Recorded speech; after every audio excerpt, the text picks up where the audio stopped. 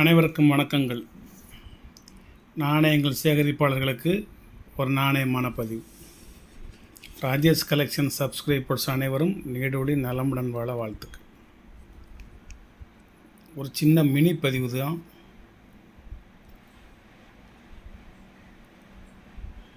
₹2020 ஒரு Hyderabad mint 20 rupees coin rain drop, இதுக்கு பேர். மழை நீர் சொட்டு சொட்டாக விழுவது போன்ற ஒரு ஓவியம். 2020 ஹைதராபாத் மிண்டு. இது எல்லாமே இப்போ உள்ள காயினில் மிண்டுகள்லாம் அழிஞ்சு போகுது. இது எல்லாம் யூஎன்சி காயின், அதனால் மிண்டுகள் உங்களுக்கு தெளிவாக தெரியும்.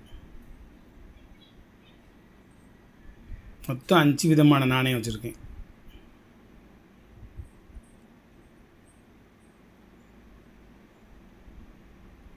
அஞ்சுமே யூஎன்சி காயின் தான். பயோமெட்டல், இதுக்கு பேர் பயோமெட்டல்.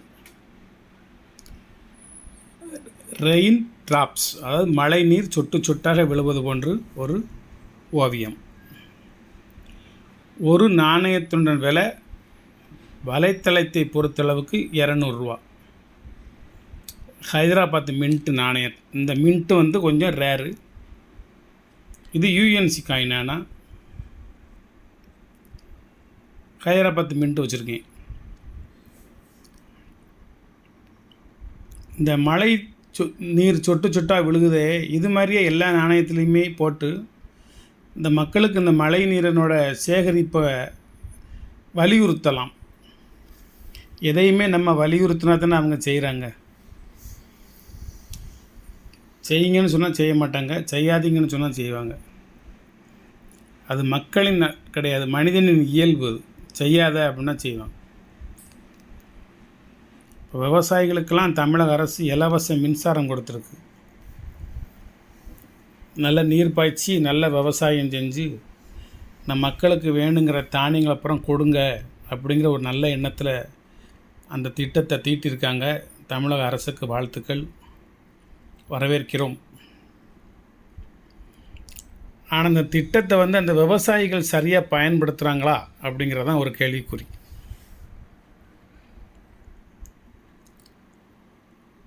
ஏன்னா விவசாயம் குறைஞ்சி போச்சு.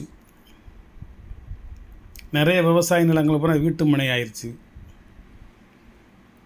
நிறைய பயிரிடுறது பூரா குறைஞ்சி போச்சு. விவசாய தொழிலுக்கு ஆள் கிடைக்கல, மிகவும் பெரிய பற்றாக்குறை.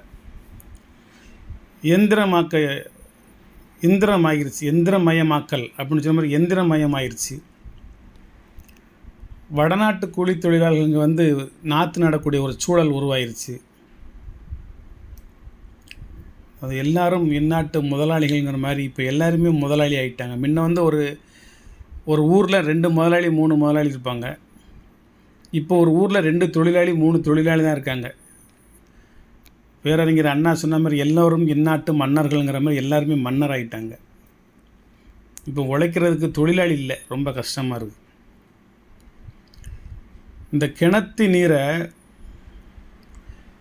அதாவது இலவச மின்சாரம் என்கிற பேரில் 24 மணி நேரம் ஓடிக்கிட்டு இருக்கு. வயக்காட்டில் விவசாயம் இல்லை. அப்படி விவசாயம் போட்டிருந்தாலும் இப்போ 1 ஏக்கர் இருக்குன்னா ஒரு 4 மரக்க விதப்பாட்டில் விவசாயம் பயிரிட்டுருக்காங்க. ஆனால் இலவச மின்சாரங்கிற பேரில் 24 மணி நேரம் மோட்ரு ஓடிக்கிட்டே இருக்குது. கரண்டு வீணாகிக்கிட்டே இருக்குது. கிணத்துக்குள்ளே நல்ல மீன் குஞ்சுகளை நிறையா போட்டு வளர்த்து அந்த மோட்ரு தண்ணி அடித்து மீன் பிடிக்காங்க. அதனால் விவசாயத்துக்கு இலவச நீர் கொடுக்கறது, இலவச மின்சாரம் கொடுக்கறது சரி. ஆனால் அதை ஃபில்ட்ரு பண்ணலாம். அது இப்போ 1 ஏக்கர் வச்சுருக்காங்கன்னா என்ன விவசாயம் பயிரிட்டுருக்காங்க, அந்த 1 ஏக்கரில் எது சம்மந்தப்பட்ட விவசாயம், அதாவது சூரியகாந்தியா, நெல்லா, வெங்காயமா, சோளமா, கேழ்வரகா, மக்காச்சோளமா, உளுந்தா, கேழ்வரகா, என்ன விவசாயம் பயிரிட்டுருக்காங்க, அந்த விவசாயத்துக்கு ஒரு நாள் இத்தனை மணி நேரம் நீர் பாய்ச்சினால் எத்தனை யூனிட் மின்சாரம் செலவாகும், எத்தனை நாளைக்கு ஒரு முறை மின்சாரத்தின் மூலமாக நீர் பாய்ச்சணும், அப்போ ஒரு மாதத்துக்கு எத்தனை யூனிட் செலவாகும், இதை கணக்கு பண்ணி வரையறை பண்ணி அவங்களுக்கு நீங்கள் இலவச மின்சாரம் தாராளமாக கொடுக்கலாம். ஏன்னா நீர் எல்லாருமே இப்படி செய்ய மாட்டாங்க. ஒரு சில பேர் தண்ணீரை விரயமாக்குறது மட்டும் இல்லாமல், நிலத்தடி நீரை ஃபுல்லாக உறிஞ்சுறது மட்டும் இல்லாமல், அரசாங்கத்துக்கு இலவச மின்சாரங்கிற பேரில் நிறைய மின் செலவையும் ஏற்படுத்துகிறாங்க. 100ல் ஒருவர், ஒரு ஆள், 2 நபர் செய்கின்ற இந்த காரணத்தினால நிலத்தடி நீர் மட்டம் ரொம்ப குறைஞ்சி போகுது. மின்சார தேவை ரொம்ப அதிகரிச்சிருது. தேவையில்லாத ஒரு மின் செலவை நம்ம கட்டுப்படுத்தலாம், விவசாயத்தை பெருக்கலாம், நிலத்தடி நீர் மட்டத்தை காப்பாற்றலாம். நீங்கள் லேசாக நினைக்கிறீங்க, ஒரு காலத்தில் நிலத்தடி நீர் மட்டம் பூரா காலியாக போயிருச்சுன்னா நீங்கள் ஊரெல்லாம் காலி பண்ணிட்டு போயிட வேண்டியது. இவன் நிலத்தடி நீர் மட்டம் மழை நீரை விட முக்கியமானது. மழை பொய்த்தாலும் பொய்க்குமே தவிர நிலத்தடி நீர் மட்டம் பொய்க்காது, அது வற்றி போகாது. நீங்கள் வற்ற வைத்தாலே ஒழிய அது வற்றி போகாது. நீங்கள் கிணறு தானே, இலவச மின்சாரம் தானே அப்படின்னு எந்த நேரமும் ஓட்டிக்கிட்டே இருந்து மீன் பிடிக்க, குளிக்க, நீச்சல் தொட்டிக்கு விட இப்படி அனாவசியமாக நீங்கள் அந்த மின்சாரத்தை செலவழிக்கிறத விட நிலத்தடி நீர்மட்டத்தையும் நீங்கள் வீணாக்குறீங்க, குறைக்கிறீங்க, நாட்டுக்கும் பூமிக்கும் மக்களுக்கும் பாதகம் செய்கிறீங்க. அதை செய்யக்கூடாது. அதான் தமிழக அரசுக்கு வேண்டுகோள் விடுற அளவுக்கு நம்ம பெரிய ஆள் கிடையாது. மனசில் பட்டதை சொன்னேன். அதாவது ஃபில்ட்ரு பண்ணலாம். இந்த விளைபொருளுக்கு ஒரு மாதத்துக்கு ஒரு நாளைக்கு இவ்வளவு என்று கணக்கிட்டு அதை பகிர்ந்து நீங்கள் ஒரு என்ன பயிரிட்டிருக்கீங்களோ அதை பதிவு செய்யணும் அரசாங்கத்தில். பதிவு செஞ்சால் தான் உங்களுக்கு அதுக்கு உரிய மானியங்கள் வழங்கப்படும். அப்படி மானியங்கள் நம்ம எல்லாம் ஏற்கனவே மானியம் கொடுக்குறோம். அப்படி மானியம் கொடுக்குறதோட இத்தனை மாதம்தான் அந்த பயிர். அப்போ ஒரு மாதத்துக்கு உங்களுக்கு இத்தனை யூனிட் மின்சாரம், ஒரு 3 மாதத்துக்கும் 6 மாதத்துக்கும் இத்தனை யூனிட் மின்சாரம் நீங்கள் இலவசமாக பயன்படுத்திக்கலாம். அதுக்கு மேலே நீங்கள் பயன்படுத்தினீங்கன்னா உங்களுக்கு மின் கட்டணம் உண்டு. அப்போ அதுக்கு மேலே அவங்க பயன்படுத்த மாட்டாங்க. நீங்கள் இப்படி ஒரு கட்டுப்பாடு கொண்டு வந்துட்டிங்கன்னா அதுக்கு மேலே அவங்க பயன்படுத்த மாட்டாங்க. கரண்ட் செலவு மட்டும் நான் சொல்லலை, நிலத்தடி நீர்மட்டத்தையும் சொல்கிறேன். நிலத்தடி நீர்மட்டத்தை ஃபுல்லாக உறிஞ்சிட்டிங்கன்னா எங்கே போவீங்க? நீங்கள் குடிக்க தண்ணிக்கு எங்கே போவீங்க? உலகமே வறட்சியை நோக்கி போயிட்டுருக்கு. அப்போ நம்ம பூமியை நம்ம காப்பாற்ற வேண்டிய கடமை நமக்கு இருக்குது. நீங்கள் அதெல்லாம் செஞ்சீங்கனால எனக்கு ரொம்ப பலன் கிடைக்க முடியாதுன்னு நினச்சிடாதீங்க. ஒரு மனசில் உள்ள ஒரு கருத்து இது. இதில் தவறு இருந்தால் நீங்கள் மன்னித்து கொள்ளவும் வருந்துகின்றேன். ஏன்னா போகிற வழியில் வர வழியில் 2-3 நிகழ்ச்சியை கண்ணுற்று பார்த்ததுனால் ஏற்பட்ட மன கஷ்டம். மீன் பிடிச்சிக்கிட்டு இருந்தாங்க. ஸோ கேட்டதுக்கு கரண்ட்டு ஃப்ரீ தானே சார், கவர்மெண்ட் கொடுக்கலாம், இப்போ என்ன அப்படின்னு சொல்லி அவர் ரொம்ப அலட்சியமாக அசால்ட்டாக சொல்லுதாங்க. அப்போ நீங்கள் அதை கட்டுப்படுத்திட்டீங்கன்னா அப்படி சொல்ல மாட்டாங்க, மீன் பிடிக்க மாட்டாங்க. நிலத்தடி ஒரு கிலோ மீன் ஒரு 100 ரூபா இருக்கும். அந்த 1 கிலோ மீனை நீங்கள் பிடிக்கிறதுக்கு ஒரு 200-300 ரூபாய்க்கு மின்சாரம், நிலத்தடி நீர் எல்லாம் வேஸ்ட்டாக விரயமாக போகுது. வயலுக்கு பாயல் அது சும்மா அப்படியே வாய்க்காலில் போகுது. அதனால் விவசாயிகள் நீங்களும் மனசு வைங்க. உங்கள் மேலே இந்த உலக மக்கள் பூரா மனசு வைக்கணும்னு ஆசைப்படுறீங்க.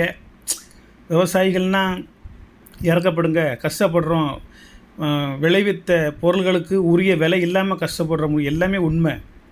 நீங்களும் கொஞ்சம் மனிதாபிமானம் வச்சு மனசு வச்சு கொஞ்சம் நியாயமாக நடந்துக்கோங்க.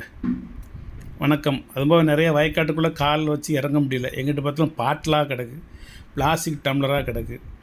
ஒரு 500 ரூபாய்க்கு உழைக்கிறீங்க, வெள்ளனத்தில் போய் அந்த வெயில் முதுகில் உரைக்கிற வரைக்கும் கஷ்டப்படுறீங்க.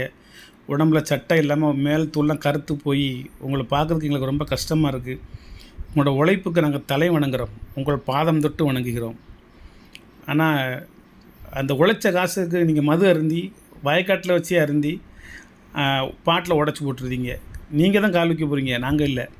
காலை எப்பயுங்க அறுத்துரும், அப்புறம் ஆஸ்பத்திரிக்கு ஓடுவீங்க. பிளாஸ்டிக் செமிக்காது, பூமியில் அது மக்காது, மண் வளம் வம்பாக போயிடும். அப்போ விவசாயத்தை அழிக்கிறது கூட விவசாயிகள் தான், வேறு யாருமே அழிக்கிறதில்ல. அதை கொஞ்சம் புரிஞ்சு விவசாயிகளும் மனசு வைக்கணும், விவசாயிகள் மேலே மக்களும் மனசு வைக்கணும். ஒருத்தருக்கு ஒருத்தர் நல்லதொரு கருத்தை, நல்லதொரு எண்ணங்களை பகிர்ந்து கொண்டு இந்த பூமியை கொஞ்சம் பசுமையாக வச்சுருந்து நிலத்தடி நீர்மட்டம் வற்றாமல் பாதுகாத்து பூமியை பாலம் பாலமாக வறட்சினால் வெடிக்க வைக்காமல் இருக்க வேண்டிய பொறுப்பு நம் ஒவ்வொருவருக்கும் உண்டு என்பதை நினைவுபடுத்தி கொண்டு விடைபெறுகிறேன். இந்த அஞ்சு நாணயத்தை விற்று நான் கோடி சொன்ன அப்புறம் பாருங்கள், ஒரு நாணயம் வலைத்தளத்தில் 200 ரூபா. நான் இந்த 5 நாணயத்தையும் சேர்த்து உங்களுக்கு 200 ரூபாய்க்கு தரேன். 1 2 3 4 5 இந்த 5 நாணயத்தையும் சேர்த்து சும்மா யூஎன்சி காயின் எல்லாமே பாக்கெட்லேருந்து உடச்சி வச்சுருக்கேன். இந்த 5 சேர்த்து உங்களுக்கு ஒரு 200 ரூபா. ஷிப்பிங் சார்ஜ் தனியாக அனுப்பிச்சி விட்ருவோம். அதில் ஒரு 50 ரூபா செஞ்சிடக்கூடாது. ஷிப்பிங் சார்ஜ் ஒரு 50 ரூபா தனியாக போட்டுருணும். நீங்கள் 5 மட்டும் இல்லை 10 கூட நீங்கள் வாங்கி வச்சுக்கலாம். என்கிட்ட இருக்குது பாக்கெட் வச்சுருக்கேன். 10 கூட வாங்கி வச்சுக்கலாம். வணக்கம், வாழ்த்துக்கள். சப்ஸ்கிரைப் பண்ணுங்கள், ஷேர் பண்ணுங்கள், லைக் பண்ணுங்கள், கமெண்ட் பண்ணுங்கள். தவறுதலாக இருந்தாலும் கமெண்ட் பண்ணுங்கள். உங்களது விமர்சனங்களை நான் ஏற்றுக்கொள்ளக்கூடிய மனப்பக்குவத்தில் இருக்கின்றேன்.